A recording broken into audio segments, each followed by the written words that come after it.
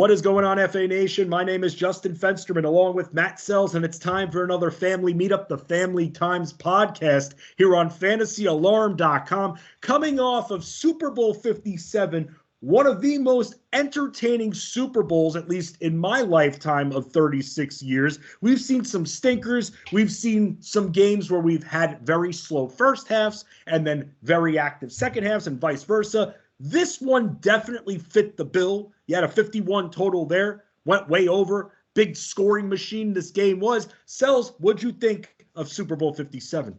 I'm right there with you. I thought it was incredibly entertaining. I think Fox said like the third most watched TV show ever or something. They put out their rate. 113 million people watched it. It was the most streamed sporting event ever. It was set up to be a great game. You had the top two teams in the NFL all season. You had, a head coach that's now for the Chiefs, used to coach the Eagles. You had Mahomes versus Jalen Hurts. You had like all sorts of, the Kelsey brothers basically took a backseat to all the other storylines. But yeah, I thought it was a great game. It was the first time in about 12 years that I've watched a Super Bowl with one of my best friends, because I just moved back into town after being elsewhere.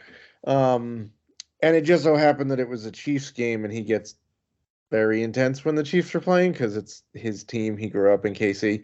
So that was fun, trying to be like, yeah, I'm the KC fan, but I'm also like the realistic, like, this is the strategy stuff. Right. So that was fun. My kids enjoyed it. My youngest just went out and bought a Patty Mahomes poster to hang by her bed at the book fair yesterday. So yeah, it was great. It was not the Butler Duke national championship game that.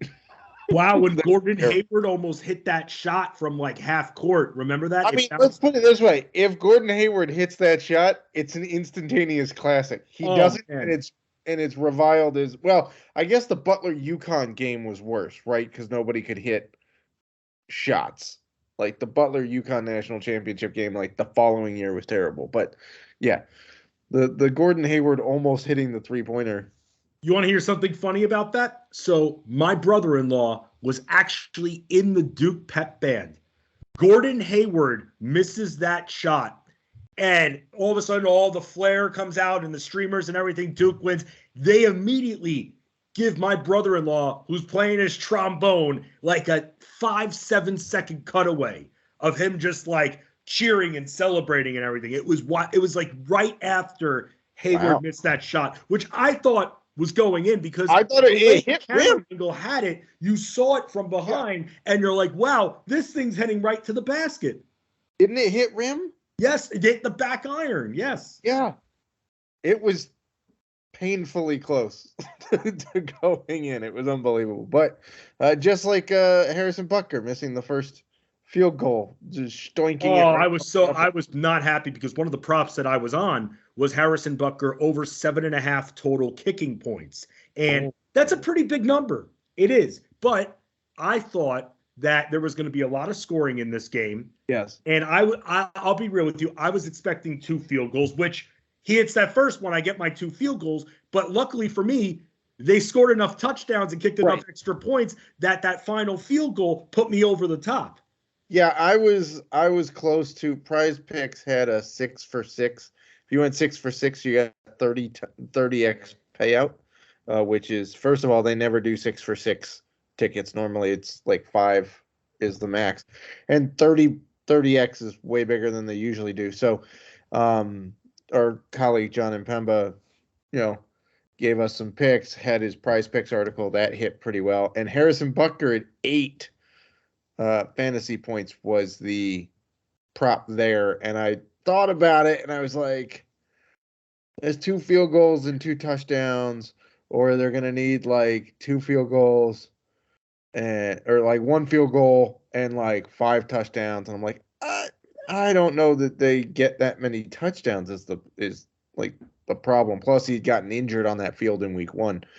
So I shied away from that, but it was a tantalizing prop. because, I figured they might move the ball well enough to get into field goal range a couple of times and then, get a couple of touchdowns. But they moved it way more effectively. I think Andy Reid took over the play calling in the second half. I think that's what happened.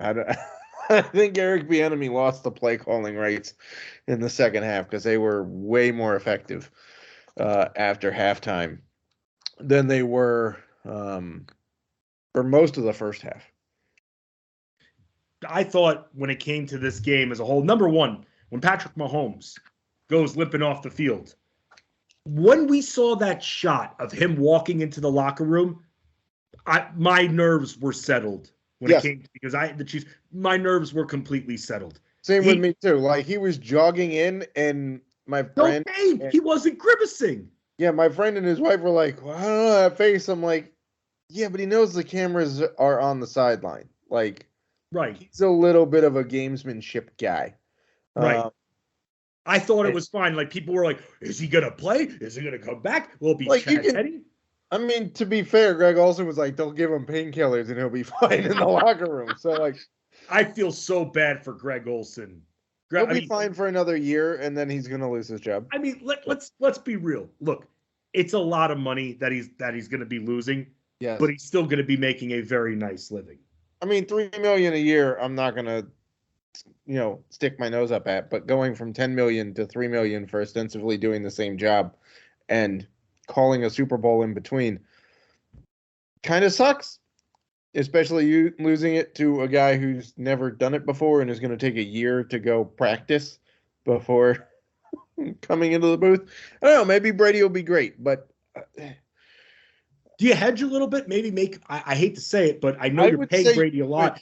But do you put Brady on maybe the number 2 team? Maybe not automatically put him in the Super Bowl. Let him maybe learn from Olsen and learn from Kevin Burkhardt a little bit. And then a year or two later, when he's ready and comfortable, you put him in there?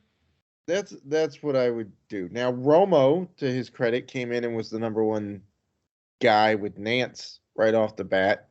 But I also think that Romo had been doing some analysis stuff on other hits and whatnot, so he had a little bit more of a feel for the game. Like when you listen to Brady talk, it's very analytical, but it's a little dry, so we'll see. We'll see how it works out. Who knows? Maybe it's phenomenal. But I do feel a little bad for Greg Olsen. But overall, I thought the game was great. I thought Kansas City did a masterful job with adjustments, and the Eagles never really caught on to it. Right. I think is what. And shout out to the KC offensive line, because the Eagles sacked the quarterback the most amount of times in the regular season, 70 sacks in the regular season. And Patrick Mahomes had a clean pocket the entire game. Was absolutely incredible. So, and by the way, shout out to lefties. Creed Humphrey is apparently the first lefty center to ever win a Super Bowl, is what I saw. But nobody can actually fully verify it because centers kind of snap the ball either way. But yeah, Creed Humphrey snaps it left-handed. So that's kind of nifty. What isn't nifty though, and I want your opinion on this first. What should refs swallow their whistles in the fourth quarter? If they've been doing it most of the game and it's been lightly called, I think you keep it as such. It depends on where we're at this point. If they're calling on the heavier side, then they keep that flow too. That's how I've always felt it with officiating. We shouldn't see that much of a variance when it comes to the tightness of the calls between a first and second half of a sporting event.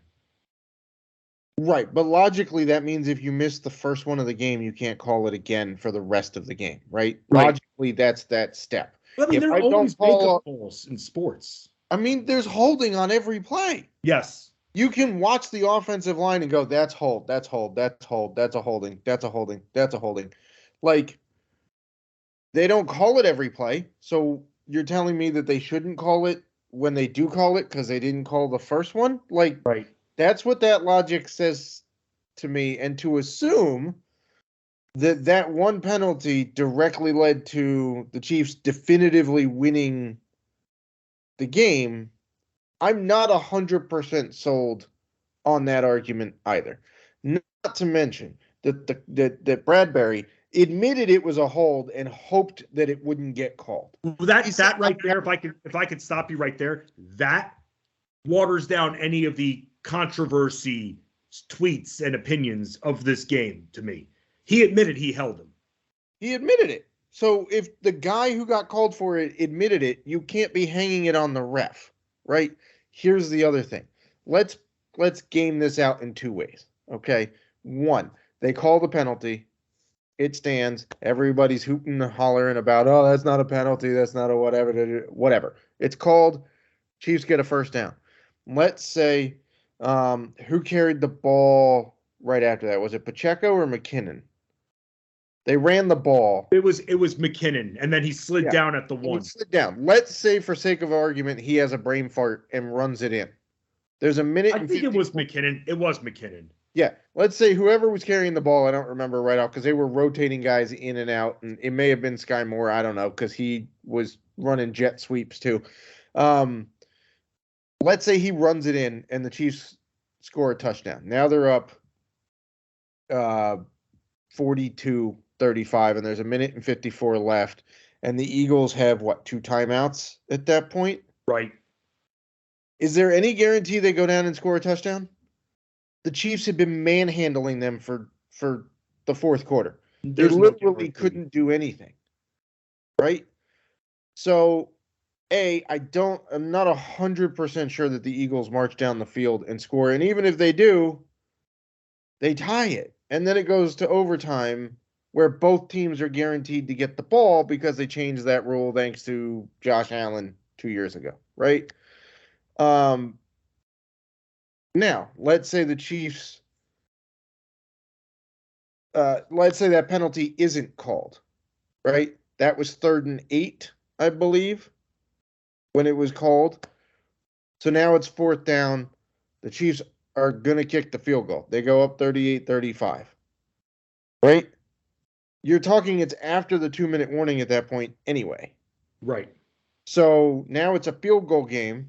The Eagles still get the ball back. They still have 2 timeouts, and they now have to go and kick a field goal to tie or get a touchdown to win.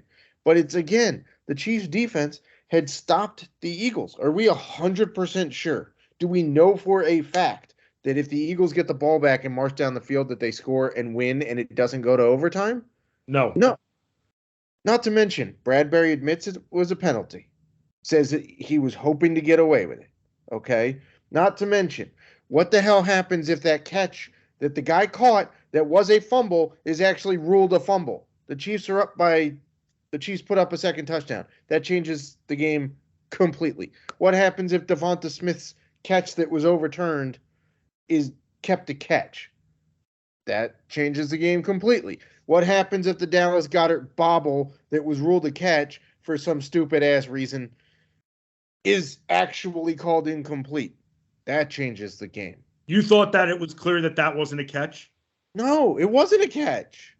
Well, here's my argument. If you're going to call that a catch, then what the hell's the difference between that and the fumble that was called incomplete? Right. So here's the interesting thing. Because the fumble, the guy has possession of the ball. Right. I thought that he was still in bounds. I know that he had that bobble and he kind of used his helmet. I thought he was still in bounds, Goddard, when he had possession. With Sanders, I'll say this with Sanders, that's as close as you're going to get. So I think, and trust me, I know people like to kill the refs. That one to me was a tough call because yes, he caught it. Yes, he got the feet down. But if the rule is stating that it's a 3-pronged approach and he has to start moving forward, I'm not so sure that I saw forward motion after he got the feet down. That's my one beef with that. I can buy that. But if the argument is you have it in your hands, it's controlled with 2 feet down and a football motion, how is Goddard? I thought Goddard had control. I thought after he bobbled. So he has control, but he doesn't make is a football move falling out of bounds? If his feet are in bounds, yes, you're talking. It has to be different when it comes to being out of bounds versus a fumble. It has to be. You're talking about 2 completely different plays. I mean, if you fumble it out of bounds, then you still get it, right? But I'm Yes. just saying that they ruled. So in the NFC Championship game, there was a play like Devonta Smith's, and they ruled it a catch. And then they overturned Devonta Smith's catch in the Super Bowl to incomplete, which, by the way, I thought that was the correct call. I thought it was incomplete. The ball was rolling. It hit the ground. That's poetic justice right there. Okay. How so great that one they got right. Yeah. But if that one they got right and he doesn't have control of it, Goddard is like, you have to freeze frame it in the exact right millisecond of coverage to see if his toe is kind of, sort of, maybe with one eye closed making contact with grass. Okay. But doesn't that make it inconclusive? Yeah, but I guess the rule on the call on the field was a catch, so that's right. fine, so it makes it right? inconclusive. But I don't know that there was enough to overturn the fumble either, and that was ruled a fumble and a touchdown on the field. I gave you my take. That I did not think there was any forward motion, so I couldn't get on the refs about that. Okay, I mean, either way, I'm just saying that one penalty, which again the guy admitted didn't. Yes, it happens late. Okay, what happens if Butker misses the field goal? Because it's possible. I mean, it's a gimme, but we've seen the Bears shank him from 6 yards. Like, what happens if he misses? Then nobody's talking about the penalty. No, people are talking about how much of an idiot Andy Reid is for not just having McKinnon get into the end zone, which at the time, I thought, because look, like you said, nothing's a guarantee.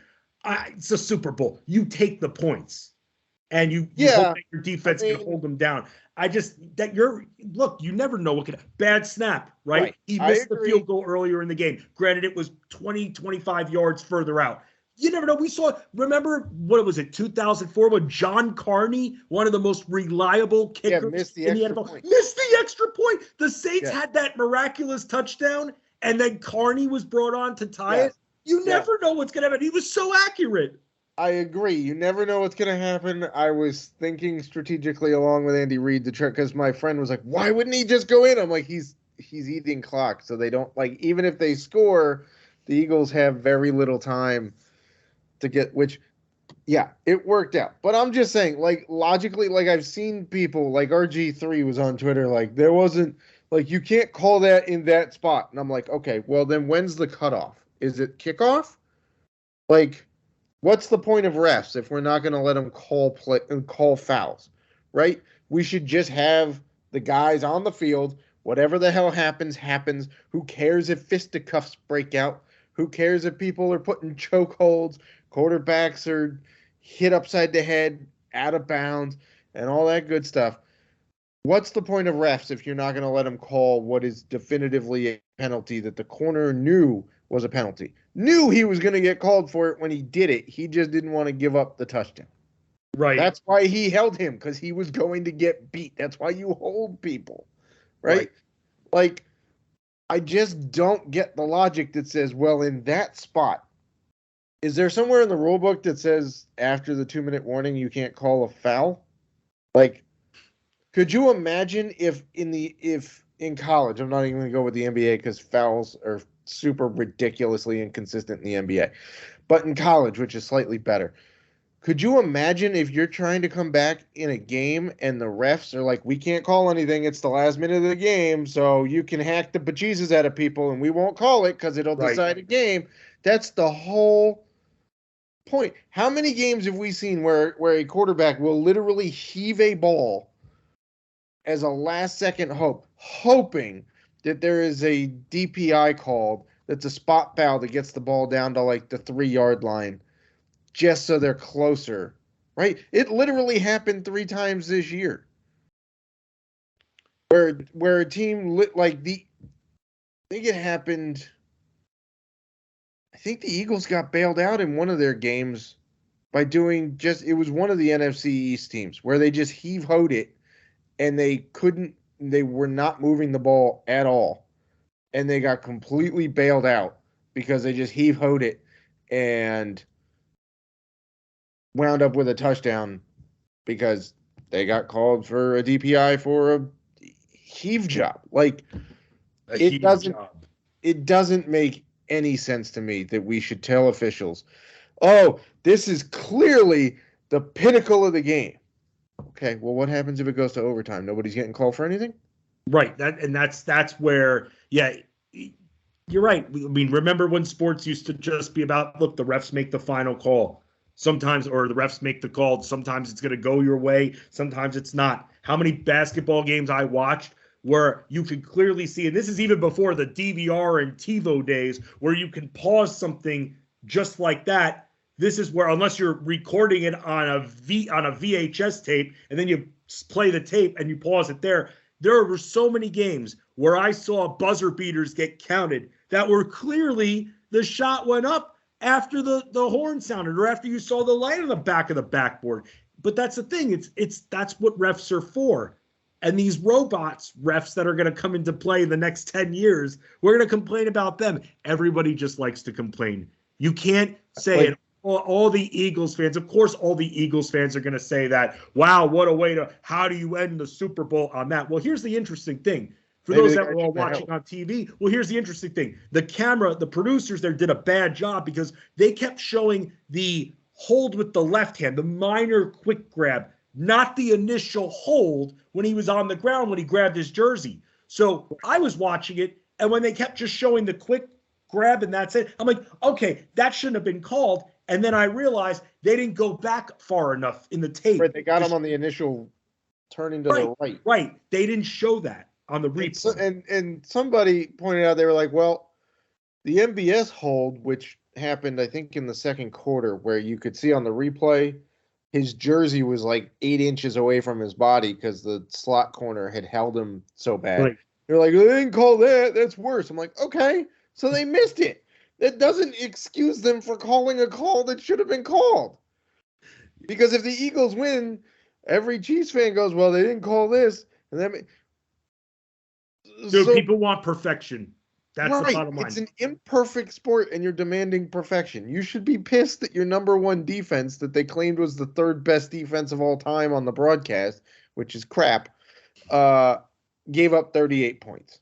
Right. Because you were actually tested by an actual NFL offense for the first time all year, and your defense fell apart. Right. That's what happened. Despite the fact that the Eagles had twice the amount of time of possession as the Chiefs. By the way, the Chiefs, that's the second lowest time of possession for a Super Bowl winner ever.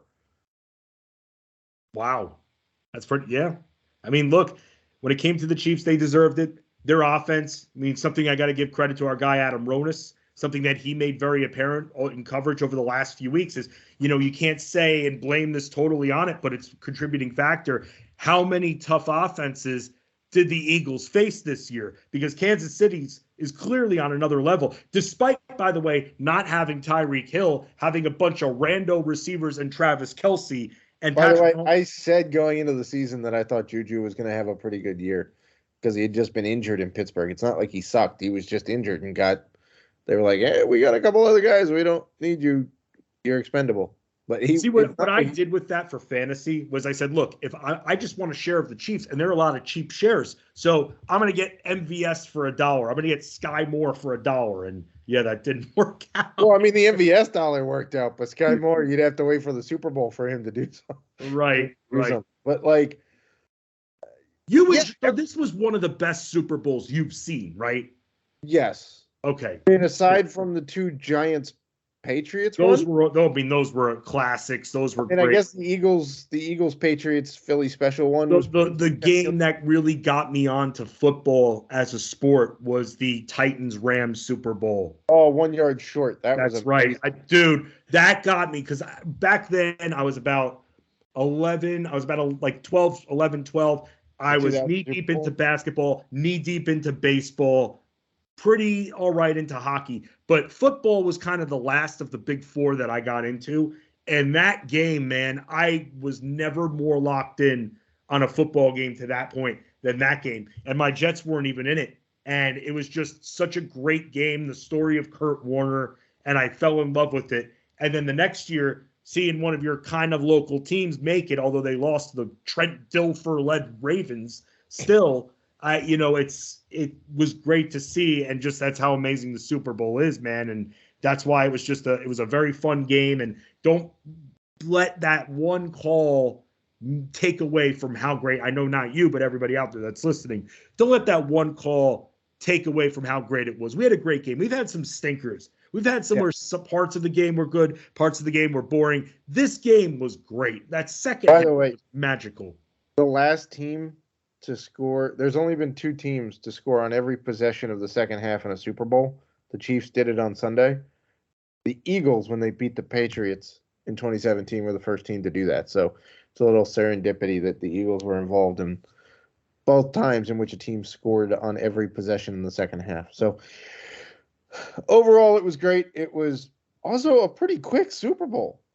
Like, it didn't drag on quite as long as others. It did from those lousy commercials, man. Those commercials sucked. I don't know. Some of them were good. Some of them were. I thought they were all bad for the most part. Actually, yeah, pretty much every. Halftime was not great. By the way, right. I might be in the minority in that. Like if you're Ben Stiller, you're gonna do a commercial. Don't give us a 2-second Zoolander link clip.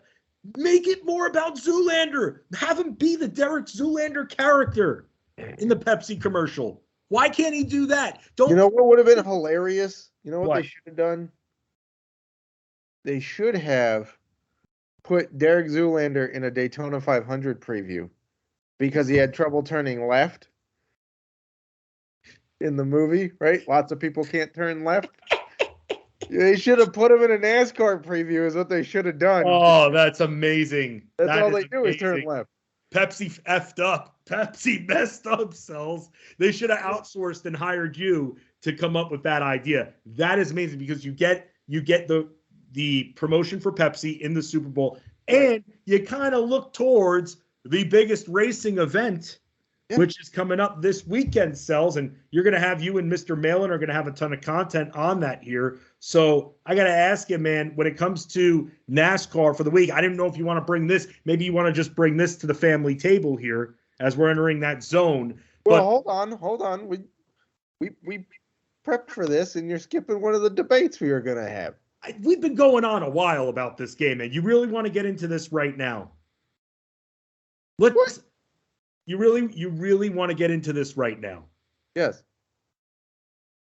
Okay. It happened this week. We should cover it. And he was also at the Super Bowl and said the penalty wasn't a penalty. But what the hell does LeBron? So I see my buddy Matt Selz, right, try to be a little bit of a tough guy on Facebook. Just going to say that he I've been having this is done, finished, completed, debating that LeBron James is better than Michael Jordan overall in the NBA. And LeBron James becoming the NBA all-time scoring leader. Selz, let me tell you, man, I know you're a big stats guy, but you said you're done debating this. So does that mean we can't debate it because you said you're done debating it? Am I closed off? Is the door shut? I'm trying to sell you Girl Scout cookies and you're not having any? You're not opening the door? No, we can debate it. I'm just not going to be convinced. LeBron James is the greatest player in the history of the NBA. He just is. Why? Let's put it this way. Any of his his 20th season is better than MJ's in his prime. Okay? The ring argument is stupid. MJ has 6 rings. Congratulations. He has half as many as Bill Russell. If rings are what make you the GOAT, then why is Bill Russell not the GOAT? He has 11 of them. MJ's got 6. Congratulations. You went undefeated in the finals. It took 2 Hall of Famers playing with you to get you there. LeBron took a Cavs team that had nobody else to the NBA Finals when he should have been in freshman year of college. Jordan leaves the Bulls for the first time. They go from winning the NBA championship to still being an Eastern Conference playoff team before he rejoined them. LeBron takes the Cavs to the Eastern Conference Finals, that series against Boston where he basically refused to play because he wanted to show he has no help, right? Took the team to the Eastern Conference Finals. Leaves. What do they get? The first pick in the draft the next year. I'm sorry, if you're going to lose the greatest of all time, you shouldn't still be a playoff team. I don't know about that. It's just, yes. Did MJ play more defense? He Maybe did. it's an era. No, He did. No, he did. He He did. did. Okay. Better Congrats. defense. But are we so sure that LeBron's defense is terrible? It's not terrible. I don't think so. It's not But terrible. he's a better all-around basketball player than MJ. He just is. The points per game, okay, fine. All-time scoring leader, got it. Beat Kareem. Kareem, who was considered an untouchable record. LeBron got it, right? He's better at rebounding. Can I ask you something? Better at assists. Can I ask you something? Yes. Can I ask you something? So let me ask you this. Wilt Chamberlain scoring 100 points in a game. Is that impressive to you? Yes. It is impressive to you. Especially since there was no three-point line. That's so you think that's... And Kobe needed the three-point line and still fell 19 points shy. I don't think scoring 100 points in a game necessarily reflects that you're one of the greatest basketball players of all time and should be a coveted record, because any offensive threat can go on a big score. We've seen players who are considered C-listers scoring 60 plus. I will also 70. say that while it is impressive just for hitting 100 points, and the closest anybody else has gotten is 19 points shy when Kobe went off in Madison Square Garden, he was the tallest dude in the league for like forever at that point. So he had that advantage. All I'm saying is that Jordan was effective at shooting. However, LeBron's career field goal percentage is right there with MJ's. His career three-point percentage is better than MJ's. Free throws, sure, edges to Jordan. LeBron's also bigger, so bigger guys usually don't shoot free throws as well.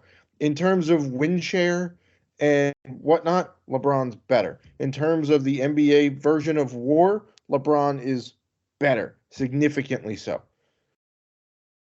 I'm sorry, LeBron's just a better all-around player, and if we're counting rings, LeBron made it to the finals more times than MJ. Did he come up short? Sure. Was there more competition for LeBron when he got there? Yes. It took the Pistons literally becoming a retirement home team for MJ to be able to make the finals in the Eastern Conference. I disagree with that. They literally had to take Rodman off the Pistons and put him on the Bulls and then get MJ, Scottie Pippen, and the best coach ever in order for him to make the finals. That's not true. That's not true. That's false.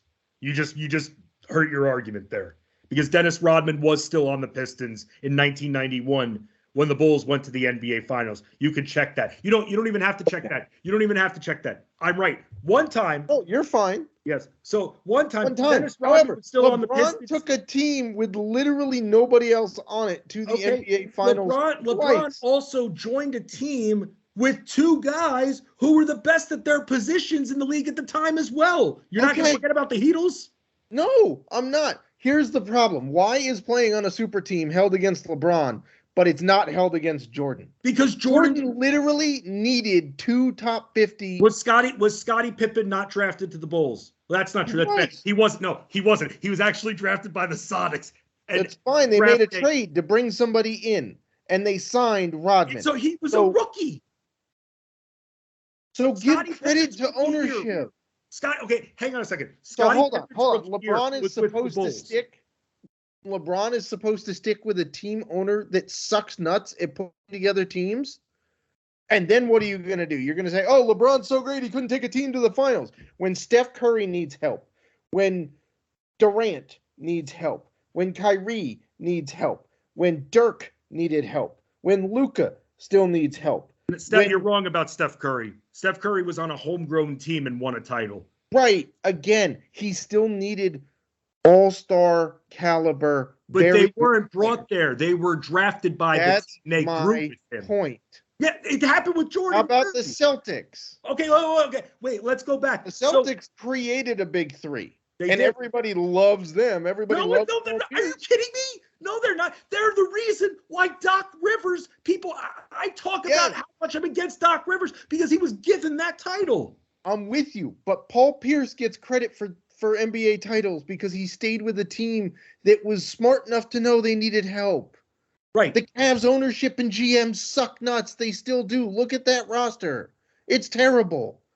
Well, they traded away Andrew Wiggins and a bunch of first-round picks for crap. Right. So, and we're saying LeBron should have stayed there and hoped to God they could figure out how to draft a basketball team? I mean, they brought other players in. They brought other players. They brought in Kevin Love. Kevin Love at the time, by the way. Look, Kevin Love is not the same Kevin Love as he is right now. Kevin Love was a very different Kevin Love back when they brought him in. I'm not holding the super team. One guy against three in Boston. You brought up the super team factor with Jordan. Jordan wasn't given a super team. Yes, those first titles, he was not. He wasn't. Bill Cartwright wasn't one of the top centers that he had. He didn't have Rodman for those first 3 titles. Rodman was there for the 96, 7, and 8 ones. He wasn't there for the first 3, any of them. Scottie Pippen, he was a rookie with the Bulls. He was a rookie. He wasn't brought in. He was a Here's rookie. my point. B.J. Armstrong, a rookie. John Paxson, a rookie with the team. That team was virtually homegrown. The one change they made head coach. The one change. Who was their coach? Phil Jackson was their coach. But they had but a guy who has so many titles, he literally but Phil can't Jackson, put them on his hand. Jackson was also the assistant coach before he became head coach. He was the assistant. They're smart enough to hire the best coach in the league.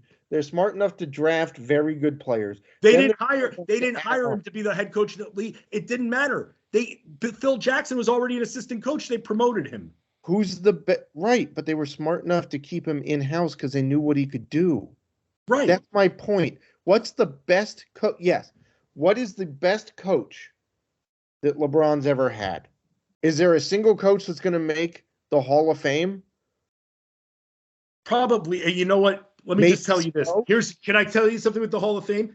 Hall of Fame is not like baseball Hall of Fame. You could get into the basketball Hall of Fame. Everybody. It's not the NBA Hall of Fame. It's stupid. It's the Pro Basketball Hall of Fame. Selz, I have to put a pause on this discussion here because when we have Ryan Howland back, I want to see what he thinks here. We're gonna go through this again. We're gonna have part 2 of this.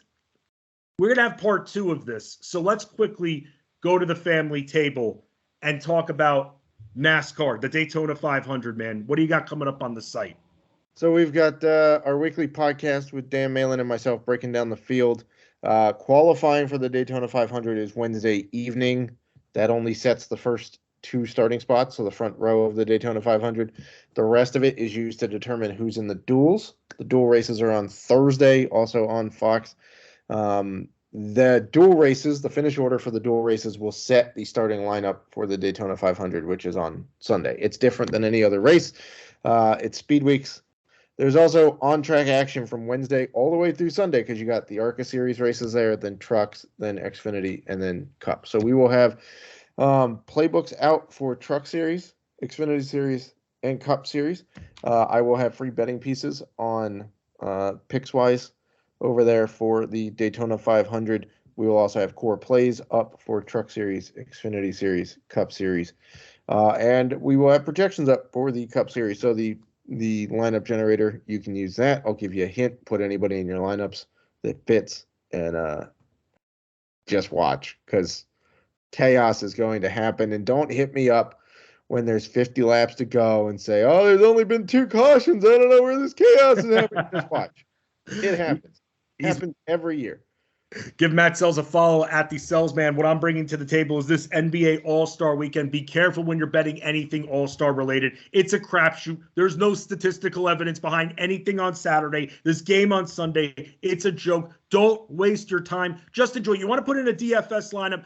Be my guest. It's very hard to track any of this from NBA All-Star Weekend. But for those that are playing season-long fantasy basketball, just remember your matchups in head-to-head should be combined this week and next week because regular season games end after Thursday for this week, and then they don't start up again until the following Thursday. So a weird time with the NBA. I got you covered still when it comes to Discord, fantasy alarms, fantasy basketball, season-long Discord. I'm in there a lot talking with all of you here. For Matt Selz, I'm Justin Fensterman. This is the Family Times Podcast. A family that sticks together, wins together, and Selz. Guess what? We're getting back to Jordan versus LeBron next week. Stay tuned because it's going to get even more heated.